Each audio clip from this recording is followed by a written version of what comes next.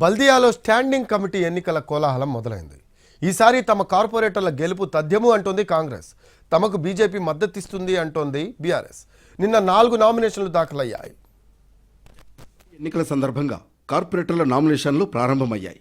నిన్న ఒక్కరోజు GHMC returning అధికారి దగ్గర 4 నామినేషన్లు దాఖలయ్యాయి.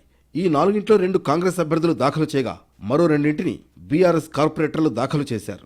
కాంగ్రెస్ నుంచి హిమాయత్ నగర్ కార్పొరేటర్ మహాలక్ష్మి గౌడ్, రామచంద్రపురం కాంగ్రెస్ కార్పొరేటర్ పుష్ప నామినేషన్లు వేశారు. ఇక బీఆర్ఎస్ నుంచి కూకట్పల్లి కార్పొరేటర్ జూపల్లి సత్యనారాయణ, అడ్డగొట్ట కార్పొరేటర్ ప్రసన్న లక్ష్మి నామినేషన్లు వేశారు. ఇన్ని రోజుల పాటు తమకు స్టాండింగ్ కమిటీలో చోటు లేదని, ఈసారి తప్పకుండా గెలుస్తామని కాంగ్రెస్ కార్పొరేటర్లు ధీమా వ్యక్తం చేస్తున్నారు. మరోవైపు పార్టీలకు అతీతంగా తమకు బీజేపీ కార్పొరేటర్లు ఓట్లేస్తారంటున్నారు బీఆర్ఎస్ కార్పొరేటర్లు.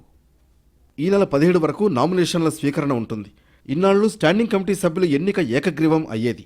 ఈసారి మాత్రం అన్ని పార్టీలు పోటీకి సై అంటున్నాయి. బల్దియా పాలకవర్గంలో పార్టీల బలాబలాలు మారడంతో ఈసారి స్టాండింగ్ కమిటీలో ఎవరెవరుంటారు, ఏ కార్పొరేటర్ ఎవరికి సపోర్ట్ చేస్తారన్న దానిపై సస్పెన్స్ నెలకొంది.